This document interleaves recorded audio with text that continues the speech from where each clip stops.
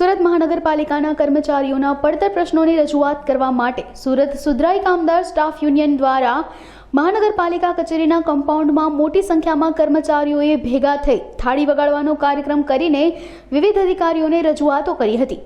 મહાનગરપાલિકાના કમિશનર શ્રીમતી શાલિની અગ્રવાલને રૂબરૂ રજૂઆત કરી જે પ્રશ્નો અને માંગણીઓ છે તે તમામનું તાકીદે નિવારણ થાય તે માટે મુદ્દાસર રજૂઆતો કરી હતી। ત્યારબાદ deputy commissioner doctor Rajendra Patel, deputy commissioner R B. Bhogayata, additional city ઇજનેર જતીન દેસાઈ તથા ડેપ્યુટી કમિશનર સ્વાતિ દેસાઈને રૂબરૂ મળીને વિવિધ પ્રશ્નો અંગે ચર્ચા વિચારણા કરી હતી।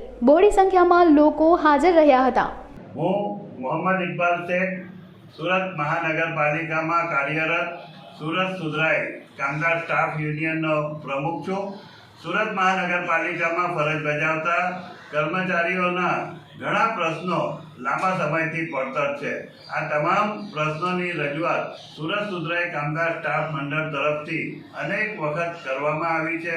અધિકારીઓ સાથે ચર્ચા વિચારણા કરવામાં આવી છે, પરંતુ આ પ્રશ્નોનું નિરાકરણ ન આવતા કર્મચારીઓમાં ભારે રોષની લાગણી ફેલાઈ છે અને આ તમામ બાબતો ધ્યાન રાખીને સુરત સુધરાઈ કામદાર સ્ટાફ યુનિયન દ્વારા આજ રોજ સુરત મહાનગરપાલિકાની મુખ્ય કચેરીના કમ્પાઉન્ડમાં થાળી વગાડીને આશ્ચર્યજનક કાર્યક્રમ આપવાની ફરજ પડી હતી।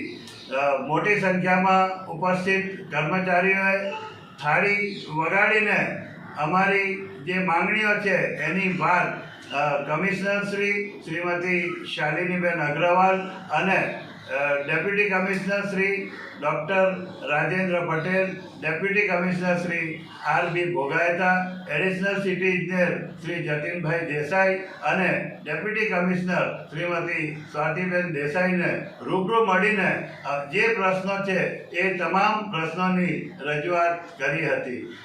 મ્યુનિસિપલ કમિશનર શ્રી અને ચારેય અધિકારીઓએ અમારી રજૂઆતો સાંભળી ધ્યાને લઈ આગામી દિવસોમાં એ માંગણીઓ પૂરી કરવા માટેની અમને એક ખાતરી છે, જેના કારણે અમને એક આનંદ છે અને અમે ઈચ્છીએ છીએ કે નવા વર્ષમાં આ અમારી તમામ માંગણીઓ પૂરી થાય અને કર્મચારીઓ જે છે એ કર્મચારીઓમાં પણ આનંદ અને ઉત્સાહની લાગણી ફેલાય। એટલે અમે ઈચ્છી રહ્યા છીએ કે ટૂંક સમયમાં અમારા પ્રશ્નોનું નિરાકરણ થાય। જય હિન્દ, જય જય ગરવી ગુજરાત, જય જય ગરવી ગુજરાત।